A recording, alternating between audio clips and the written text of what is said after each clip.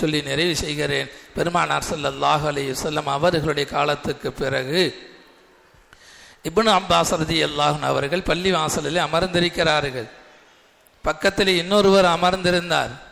அப்பொழுது தூரமாக ஒரு வயதான பெண்மணி அவர்கள் போய்கொண்டிருந்தார்கள். இப்னு அப்பாஸ் ரலியல்லாஹு அன்ஹு அவர்கள் அருகில் இருந்த அந்த மனிதரை பார்த்து கேட்டார்கள், சொர்க்கத்து பெண்ணை நீங்கள் பார்க்க விரும்புகிறீர்களா? சுவனத்து பெண்ணை நீங்கள் பார்க்க விரும்புகிறீர்களா? அல்லா உரீக இம்ரஅத்தன் மின் அஹ்லில் ஜன்னா, ஒரு சுவன பெண்ணை உங்களுக்கு நான் காட்டவா? பக்கத்தில் இருந்தவரை பார்த்து சொன்னார்கள். அந்த மனிதரும் சொன்னார், காண்பியுங்களேன். வயதான ஒரு பெண்மணி போய்கொண்டிருந்தார்கள். அதோ அந்த வயதான பெண்மணி போகிறார்களே, அவர்களை பார்த்து கொள்ளுங்கள், அவர்கள் சுவனத்து பெண்மணி என்பதாக இப்னு அப்பாஸ் ரலியல்லாஹு அன்ஹு அவர்கள் சொல்லிவிட்டு நபியினுடைய காலத்திலே ரசூலுல்லாஹி ஸல்லல்லாஹு அலைஹி வஸல்லம் அவர்களுடைய காலத்திலே நடந்த நிகழ்வை சொன்னார்கள். இந்த பெண்மணி பெருமானார் அவர்களிடத்திலே வந்தார்கள். நபியிடத்திலே வந்து சொன்னார்கள், யா ரசூலல்லாஹ், எனக்கு வலிப்பு நோய் உண்டு, எனக்கு வலிப்பு நோய் உண்டு. பல நேரங்களிலே நான் பாதைகளிலே போகிறேன், வலிப்பு நோய் ஏற்பட்டு விடுகிறது. இந்த நோய் நீங்குவதற்கு எனக்கு துஆ செய்யுங்கள் என்பதாக பெருமானார் ஸல்லல்லாஹு அலைஹி வஸல்லம் அவர்களிடத்தில் இந்த பெண்மணி வந்து முறையிட்டார்கள்.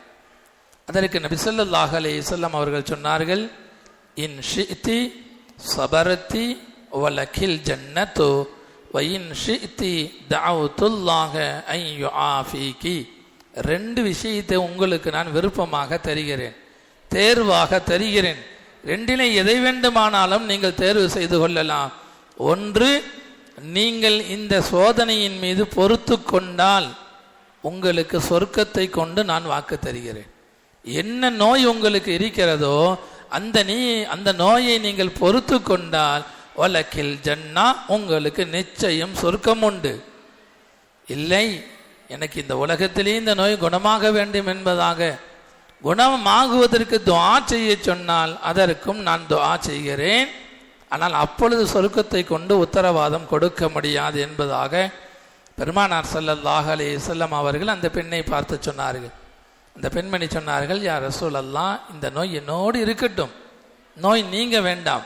ஆனால் ஒரே ஒரு விஷயம், நான் பாதையிலே போவேன், தெருக்களிலே போய் கொண்டிருப்பேன், அந்த நேரத்தில் விழுந்து விடுவேன், வலிப்பு நோய் ஏற்பட்டுவிடும், என்னுடைய ஆடைகள் விலகும் யா ரசூலல்லாஹ், அந்த ஆடைகள் மட்டும் விலகக்கூடாது என்பதாக துஆ செய்யுங்கள்.